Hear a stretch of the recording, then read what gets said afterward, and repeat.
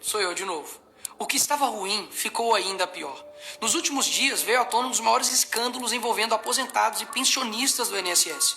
O rombo, segundo levantamentos, ultrapassa a casa de 6 bilhões de reais.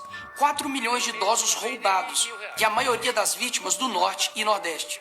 Mas isso todo mundo já sabe. O que eles não te contaram é que o escândalo atual era de 6 bilhões.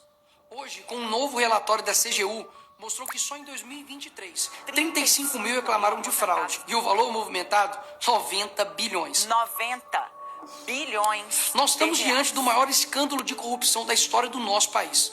E o golpe era o seguinte: aposentados eram filiados sem consentimento, tinham valores descontados direto do contra-cheque, ou faziam empréstimos que eles nunca pediram. E daí, quando reclamavam, nada acontecia. Estamos falando do desvio de valores bilionários de pessoas doentes e idosas. Dinheiro que deveria estar no bolso de quem trabalhou a vida inteira e hoje depende da aposentadoria para viver.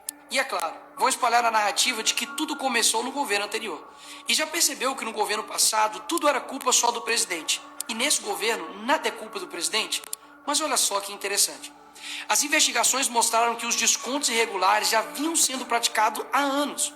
O que levou o governo Bolsonaro, em 2019, a apresentar a medida provisória 871, justamente para combater esse tipo de fraude em descontos. Ele obrigava os sindicatos e associações a comprovarem, a cada 2 anos, que o aposentado realmente estava autorizando aquele desconto. Adivinha quem ficou contra? Acertou, a esquerda. Como não bastasse, em 2022, com votos da esquerda, eles derrubaram essa lei. E o que será que aconteceu nos próximos anos? Bingo. Foi exatamente depois de derrubar esse mecanismo de proteção contra as fraudes que houve esse aumento absurdo de descontos indevidos. Ou no português claro, aumento absurdo de roubo contra idosos. Desenhando porque eu sei que tem gente que só entende assim. 2019, Bolsonaro faz lei para proteger esses idosos de fraudes.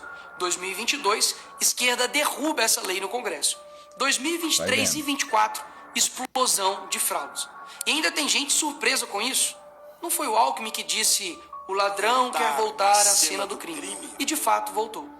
Desde o início do governo Lula, representantes dos ministérios da Previdência participaram de pelo menos 15 reuniões com entidades que hoje estão sendo investigadas. Inclusive, o próprio ministro, Carlos Lupe, e o ex-presidente do INSS, Alessandro Stefanuto, estiveram em 8 dessas reuniões. A entidade que mais participou dos encontros com os ministros foi a CONTAG, justamente a organização que mais roubou o dinheiro dos aposentados.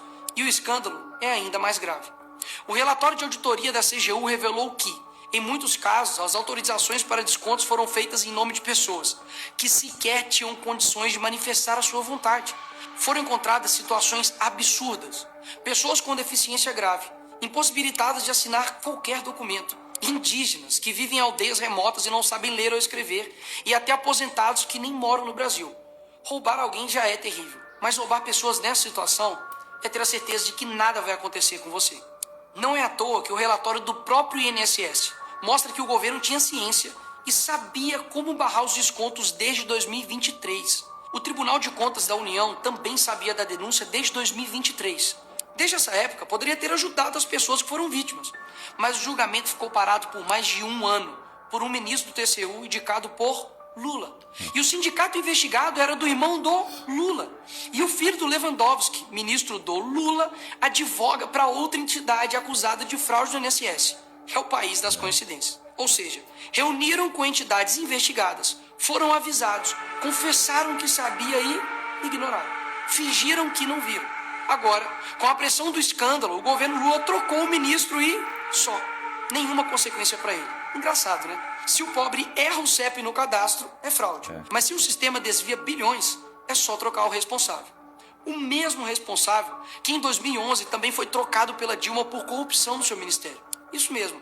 Lula escolheu Carlos Lupe, um cara com histórico de corrupção para cuidar do dinheiro de idosos e doentes.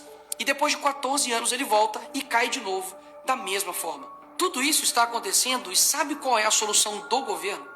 O INSS usará o dinheiro do povo e devolverá o dinheiro aos aposentados e pensionistas. Traduzindo, as vítimas vão ressarcir o prejuízo das vítimas. E os criminosos, Nicolas, seguirão livres, sem punições. Que bela democracia. Eles roubam e quando a gente descobre, eles mandam a conta para o povo brasileiro pagar. Assim fica fácil roubar. É o crime perfeito. Tá, Nicolas, mas o que vocês estão fazendo contra isso? Eu e a oposição apresentamos um projeto de lei para proibir definitivamente esse tipo de desconto automático no INSS. E mais, preciso da sua ajuda para poder pedir para instalar a CPI dos roubos dos aposentados. E será lá nessa comissão que vamos investigar mais a fundo e poder colocar na cadeia quem foi responsável por isso. E aí sim, fazer com que eles devolvam esse dinheiro, não que você pague essa conta. Vá até a rede social do Hugo Mota e Davi Alcolumbre e peça para que essa comissão seja instalada. E por fim, vá urgente ao seu banco ou veja o extrato na sua conta pelo celular e veja se há algum desconto indevido. Só assim você saberá que está sendo roubado ou não e peça o cancelamento imediato desse roubo. E sim, o tempo passa rápido.